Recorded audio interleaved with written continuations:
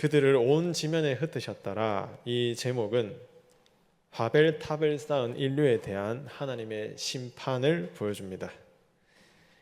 이 사건은 겉으로만 보면 노아 이후에 인간의 반역한 역사를 보여주지만, 하나님은 그 반역 가운데서도 아브라함을 택하시고 열방의 아버지가 될 것이라 약속하셨습니다. 그리고 이 심판으로 흩어진 인류, 언어가 혼잡하게 된 인류는 오순절 성령 강림을 통해서 다시 하나가 됩니다. 즉 바벨탑은 하나님의 심판도 보여주지만 하나님의 엄청난 구원 역사도 보여주고 있습니다. 오늘 읽은 11장은 창세기 10장과 12장 사이에 놓여 있습니다. 앞에 그림을 한번 보시면 10장은 노아와 세 아들의 후손들의 족보를 다루고 12장은 아브라함의 선택 이야기를 다룹니다. 노아의 세 아들을 통해 인류가 번성하고 언어와 족속과 나라대로 온 땅에 퍼져나갔습니다. 어떻게 보면 노아와 그 아들들은 죄악이 관영했던 세상에서 방주에 들어간 믿음의 사람들입니다. 그런데 그 후손들이 왜 나뉘어졌을까요? 그게 11장에 답이 나옵니다. 그리고 이 사건 다음에 하나님이 아브라함을 선택하는 장면이 나오는데, 이것은 인간의 반역에도 불구하고 하나님의 구원 역사는 멈추지 않는다는 점도 보여줍니다. 바벨탑 사건은 역사 속에서 단 한 번만 있었던 사건이 아니라 오늘날도 계속되고 있습니다. 오늘날 사람들도 뭔가를 계속 쌓으려고 합니다. 물론 성경이 보여주는 것처럼 높은 탑을 쌓는 것은 아니지만 각자의 삶에 뭔가를 쌓고 있습니다. 자기의 이름을 내려하고 흩어짐을 면하려 하며 자신의 업적, 자신의 성과, 자신의 노력, 자신의 힘, 이런 것들을 쌓으려고 합니다. 이 모든 것들은 자신들의 안녕과 행복을 위해 그렇게 하고 있는 것이죠. 이런 점에서 바벨탑 사건은 우리와 무관한 사건이 아닙니다. 그래서 오늘 이 말씀을 통해서 인간의 반역, 그리고 그 반역 가운데서도 이루시는 하나님의 구원, 이 두 가지를 상고해 보겠습니다. 먼저 바벨탑에 나타난 인간의 반역에 초점을 맞춰서 말씀을 살펴보기를 원합니다. 바벨탑을 쌓은 자들은 노아의 후손들입니다. 하나님께서는 생육하고 번성하여 땅에 충만하라는 복을 그 후손들에게 주시며 세 아들을 통해 인류가 번성해 나갔습니다. 홍수 이후에 그들은 신앙 공동체로 모여 있었습니다. 왜냐하면 노아는 의인이었고 당대 완전한 자였으며 하나님과 동행했을 뿐만 아니라 홍수 이후에 즉시 제단을 쌓고 하나님을 예배했습니다. 이 예배에 노아의 가족들이 다 참여했을 것입니다. 노아뿐 아니라 드러나진 않았지만 노아의 가족들도 대단한 믿음을 가진 자들이었습니다. 그런데 시작과는 달리 이렇게 경건하고 의롭고 하나님을 예배했던 자들의 후손들 가운데 반역의 불씨가 커져가고 있었습니다.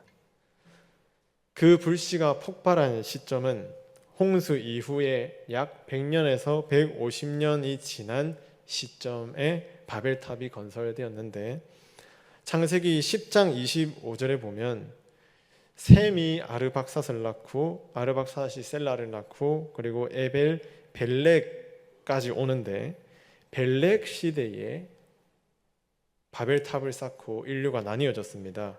10장 25절에 보면 에벨은 두 아들을 낳고 하나의 이름을 벨렉이라 하였으니 그때에 세상이 나뉘었으며, 이것은 분명 바벨탑의 심판을 연상시키는 표현입니다.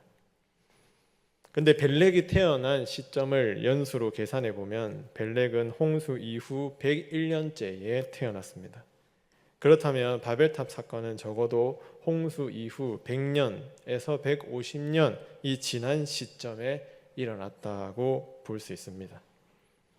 아무리 경건했던 노아의 후손들이라도 세월이 지나자 홍수 이전과 다를 바 없는 타락한 모습을 보여주었습니다.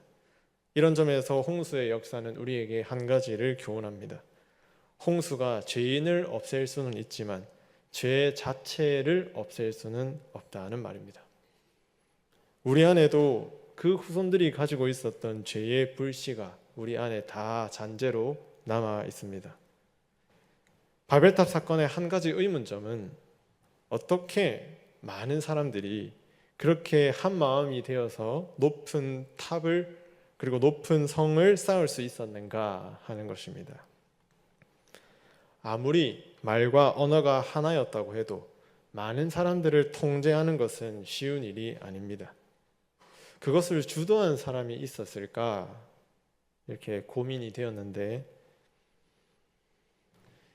오늘 본문 2장에 보면 그 후손들은 동쪽으로 이동하면서 시날 평지에 거류했고 거기에 탑을 쌓았다고 기록합니다. 그런데 여기 시날 땅이 누구의 땅이냐 하면 함의 후손이었던 니므롯이라는 사람의 땅이었습니다. 이 사람은 여호와 앞에서 용감한 사냥꾼이라고 알려져 있는 사람이었는데 이는 하나님 앞에서도 용감하게 사람들을 도륙하고 살육하여서 정복하는 그런 잔인한 자였다 이런 말입니다. 그런데 그의 나라가 어디에서 시작되었냐 하면 창세기 10장 10절에서는 시날 땅의 바벨에서 시작되었다고 합니다. 그러니 바벨탑을 쌓은 곳이 시날 땅이라면 그 땅을 지배하고 있었던 자는 바로 니므롯이 됩니다. 그러니 어쩌면 바벨탑을 쌓자고 주도했던 사람이 니므롯이라고 그렇게 볼 수 있습니다. 그런데 그 니므롯은 함의 후손이고 함은 지난번에 살폈듯이 아버지의 하체를 범하여 죄를 범했던 자입니다. 하나님의 질서를 파괴했던 자죠. 그 반역이 후손들에게도 지속적으로 이어지고 있음을 보여주고 있습니다.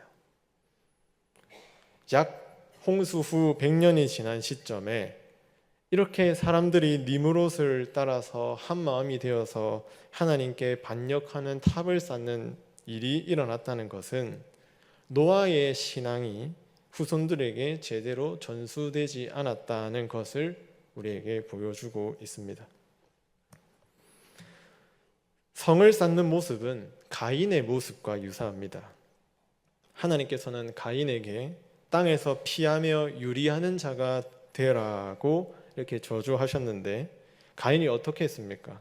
그는 에덴 동쪽 놋 땅에 성을 쌓고 그곳에 거주했습니다. 하나님은 땅을 유리하라 하셨는데 가인은 성을 쌓고 한 곳에 거주했습니다. 이것은 하나님의 말씀을 정면으로 도전하는 행위입니다. 그러니 성을 쌓는 것은 단순히 자신을 방어하기 위함이 아니라 말씀에 대한 도전이다는 것을 알 수 있습니다.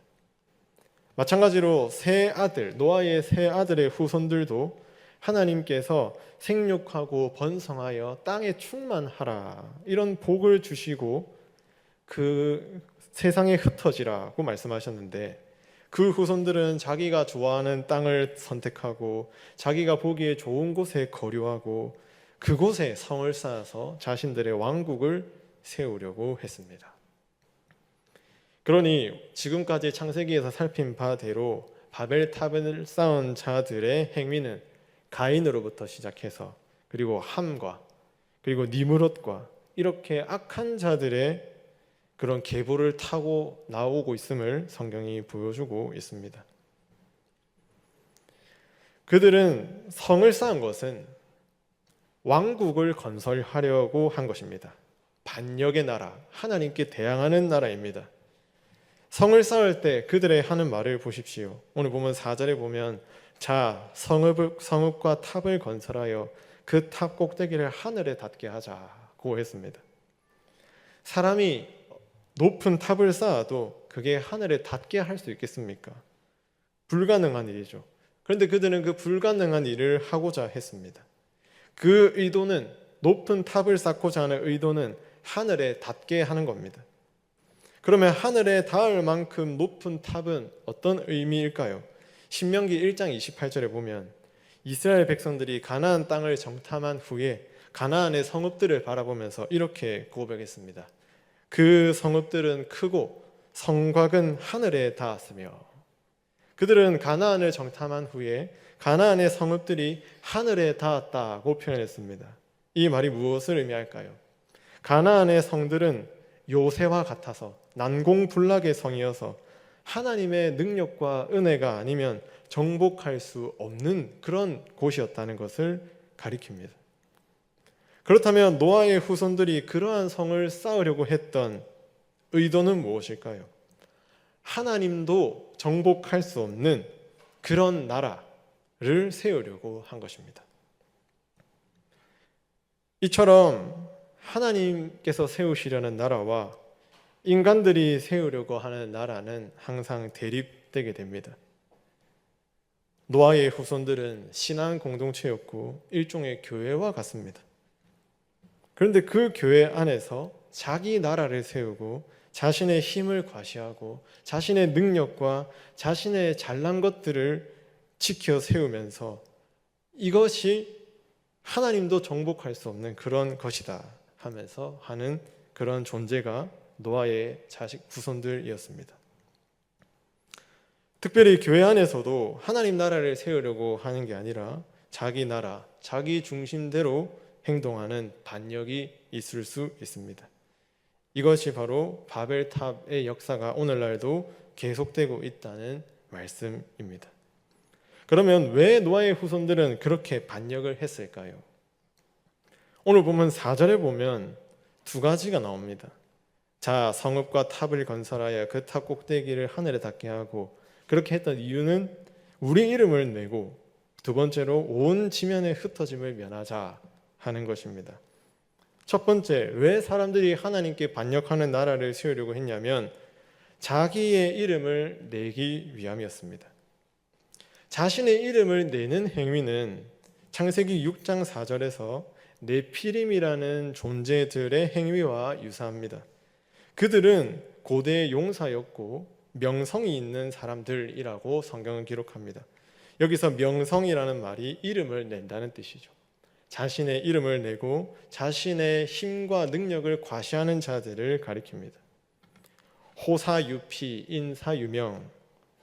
호랑이는 죽어서 가죽을 남기고 인간은 죽어서 이름을 남긴다, 이런 말이 있듯이 사람은 늘 자기 이름을 내려고 합니다. 자신의 힘을 과시하고 능력을 과시하고 업적을 과시하고 내가 이런 사람이다 하고 드러내기를 원합니다. 그런데 성경에 보면 이름을 부여하는 행위는 하나님의 고유 권한임을 알 수 있습니다. 하나님께서 사람을 창조하시고 그에게 어떤 이름을 부여하셨습니까? 아담이라는 이름을 붙이셨습니다. 그리고 하나님은 아담에게 피조물들의 이름들을 부여하는 역할을 맡겼습니다. 그래서 사도 바울도 이렇게 고백합니다. 에베소서 3장 14절에 보면 내가 하늘과 땅에 있는 각 족속에게 이름을 주신 아버지 앞에 무릎을 꿇고 기도하노니. 하나님께서 이름을 부여하셨다는 것이죠. 이 말은 하나님께서 인간을 가치 있게 하고 인간에게 정체성을 부여하고 하나님이 인간의 목적이라는 것을 알려주는 겁니다. 하나님이 이름을 주셨는데 인간은 그것이 마치 자신의 권한인 마냥 자신의 것인 것처럼 과시하고 자랑하고 드러내려고 한 것이죠. 이것의 본질은 하나님처럼 되려고 하는 욕심입니다. 왜 노아의 후손들이 반역을 저질렀는가? 하나님처럼 되려고 했기 때문입니다. 두 번째 원인은 흩어짐을 면하자 하는 것입니다. 온 땅에 충만하라는 명령을 수행하려면 곳곳으로 흩어져야 합니다. 그런데 그들은 흩어지기보다 성을 쌓고 나라를 건설하고 흩어지지 않으려고 했습니다. 하나님의 명령을 정면으로 대항한 것입니다.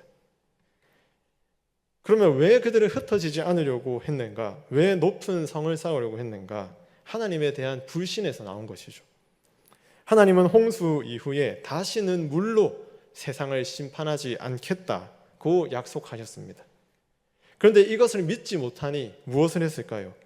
혹시나 그런 홍수가 다시 한번 온다면 높은 성과 높은 탑을 쌓으면 살 수 있지 않을까? 그런 생각에 건물을 쌓았던 것입니다. 흩어짐을 면하는 핵심은 하나님에 대한 불신으로부터 나온 것입니다. 그 후손들이 자기 이름을 내고 흩어짐을 면하려 한 것은 갑자기 발생한 사건이 아니라 100여 년에 걸쳐서 진행되었습니다. 무엇이 문제였을까요? 하나님께서는 성경이 기록되기 전에 여러 부분과 여러 모양으로 조상들에게 말씀해 오셨습니다. 이 점에서 노아가 하나님의 말씀을 받은 자입니다. 하나님께 어떤 말씀을 받았냐면 생육하고 번성하여 땅에 가득하며 그 중에서 번성하라는 말씀을 받았고, 또 하나는 다시는 물로 심판하지 않겠다는 말씀을 받았습니다. 그리고 노아는 그 말씀을 후손들에게 대대로 전해 주었을 것입니다. 그런데 사람이 말을 옮기고 말을 이렇게 옮기다 보면은 어떤 일이 발생할까요? 왜곡될 위험이 있습니다. 예를 들어서 하나님께서 땅에 가득하라라고 하셨는데 이제 후대로 이어지면서 다른 것과 섞일 수 있는 것이죠. 결국 노아의 후손들이 타락하고 반역했던 핵심은 하나님의 순수한 말씀이 그들에게 전해진 게 아니고 불순물과 섞인 말씀이 그들에게 전해졌기 때문에라고 볼 수 있습니다. 그러니 여호와의 신앙, 여호와를 예배하는 신앙이 후대에 전해지지 않았고 그 결과 그들이 하나님께 반역을 행한 것이죠. 이처럼 우리들의 가지고 있는 신앙과 믿음이 제대로 후대에 전수되지 않을 때, 불순물과 섞이게 될 때 사람들은 자신의 왕국을 세우려고 합니다. 힘을 과시하고 하나님의 말씀에 정면으로 도전하는 그런 나라입니다. 반면에 하나님께서 세우고자 하시는 나라는 어떤 나라일까요? 하나님은 12장에서 아브라함을 택하여 하나님의 나라를 다시 세워 가셨습니다. 이때 하나님은 아브라함에게 이렇게 말씀하셨습니다. 창세기 12장 2절에 보면 내가 너로 큰 민족을 이루고 내게 복을 주어 내 이름을 창대하게 하리니 너는 복이 될지라. 노아의 후손들은 스스로 이름을 내려고 했습니다. 그런데 하나님 나라에서는 어떤 일이 일어납니까? 하나님이 이름을 창대하게 하신다고 합니다. 그러니까 이름을 내는 주체가 자신이냐 하나님이냐 하는 근본적인 차이가 있는 것이죠. 하나님께서 정체성을 부여하고 이름을 주시는 나라가 바로 하나님의 나라입니다. 거기에서는 우리들의 힘, 능력, 성과, 업적 이런 것들은 아무것도 아닙니다. 왜냐하면 그렇게 하게 한 것도 하나님이시기 때문입니다. 그것이 바로 하나님의 나라이시죠. 그런데 바벨론 사람들의 외침, 우리 이름을 내자, 이 말은 오늘날도 여전히 계속되고 있습니다. 하나님 없이 자기의 존재, 자신의 존재 가치를 증명하려는 인간의 욕망은 지금도 계속되고 있습니다. 오늘날 세상을 보십시오. 사람을 평가하는 기준은 이름입니다. 업적입니다. 성과입니다. 현대판 사대주의라 할 수 있습니다. 이런 것들이 우리의 욕망과 결탁하여서 나의 가치는 하나님께 있는 것이 아니라 나의 업적에 있구나 이렇게 생각하게 만듭니다. 그리고 부족하고 세상적으로 겉으로 볼 때 조금 부족한 사람이 있으면 평가절하하면서 저 사람은 못난 사람이야, 저 사람은 실패자야 하면서 낙인을 찍습니다. 이런 점에서 바벨탑의 욕망은 우리들에게도 계속되고 있음을 볼 수 있습니다. 흩어짐을 면하자, 이 말도 계속되고 있습니다. 하나님은 우리를 흩어지게 하여 각자의 삶에서 복음을 전하게 하시지만 오히려 우리는 편안하고 안락함을 추구하여서 익숙한 시스템 안에 머물려고 하는 본능이 있습니다. 하나님이 부르신 자리로 가기보다 내가 원하는 자리에 있고 싶어 합니다. 이처럼 오늘날 바벨 사상은 계속되고 있으며 우리들의 욕망과 하나님의 말씀에 대한 도전으로 우리들을 위협하고 있습니다. 이때 하나님께서 바벨탑을 어떻게 하셨을까요? 하나님이 개입하셨습니다. 오늘 보면 5절에 보면 여호와께서 사람들이 건설하는 그 성읍과 탑을 보려고 내려오셨다고 합니다. 임재하셨다는 뜻이죠. 하나님이 임하시면 구원과 심판의 일이 동시에 일어나는 경우가 많습니다. 택한 백성들에게는 구원을 이루시고 불신자들에게는 심판으로 이루십니다. 하나님께서는 바벨탑을 건설하는 자들에게 심판을 내리셨습니다. 그 심판이 무엇일까요? 바로 흩어진 언어를 혼잡하게 만드는 것이었습니다. 사실 하나님께서는 왜 인간이 바벨탑을 건설했는지, 그리고 왜 그것이 가능했는지 다 알고 계셨을 것입니다. 그런데 하나님께서 심판으로 그 성을 무너뜨리면 어떻게 될까요? 인간이 포기하고 세우지 않을까요? 아닙니다. 오히려 무너뜨리면 다시 세울 겁니다. 하나님께서 그 탑을 무너뜨리면 인간의 욕망이 잠재워지는 게 아니고 다시 그렇게 할 것입니다. 하나님은 이것을 아셨기에 근본적인 조치를 취하셨습니다. 그것은 바로 바벨탑이 건설될 수 있었던 핵심 하나의 언어를 혼잡하게 하셔서 인류가 분열되도록 하신 것입니다. 피 한 방울 흘리지 않고 인간의 반역을 진압해 버리셨습니다. 말이 통하지 않으니 어떻게 성벽을 건설할 수 있겠습니까? 그런데 이러한 분열이 회복된 사건이 오순절 성령 강림 사건입니다. 많은 나라의 언어가 다르고 다 각자 민족의 고유성이 있습니다. 그런데 오순절에 성령이 임한 후에 천하 각국에 흩어진 자들이 예루살렘에 모였다가 각 나라의 방언으로 복음을 듣게 되었습니다. 흩어지고 하나님의 징벌을 받아 언어가 혼잡하게 된 자들에게 그 나라의 언어로 복음이 선포되고 그 복음을 듣고 믿은 것이죠. 물론 베드로는 히브리어로 설교를 했겠지만 성령께서 역사하셔서 그게 들릴 때 각 나라의 방언으로 들리게 하신 것입니다.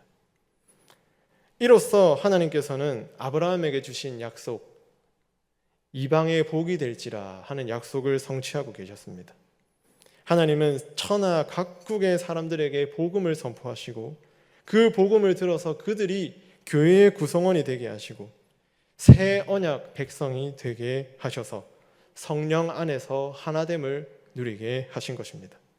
이러한 성령의 역사가 있었기 때문에 오늘도 우리가 한 교회로 모여서 하나님을 예배하고 성령의 하나됨을 누리며 그런 은혜들을 찬양하고 예배하고 있습니다. 하나라고 다 좋은 게 아니라 무엇을 위한 하나인가가 중요합니다. 교회는 무엇으로 하나 되었습니까? 성령 안에 하나 되어야 합니다. 하나님 나라 복음을 위하여 하나 되어야 합니다. 하나님의 영광을 위하여 하나 되어야 합니다. 이런 목적이 없이 단지 하나가 된다면 그것은 반드시 분열되고 분리되고 하나님의 심판 가운데 있게 될 것입니다. 말씀을 정리하겠습니다. 바벨 사람들은 우리 이름을 내자고 외쳤습니다.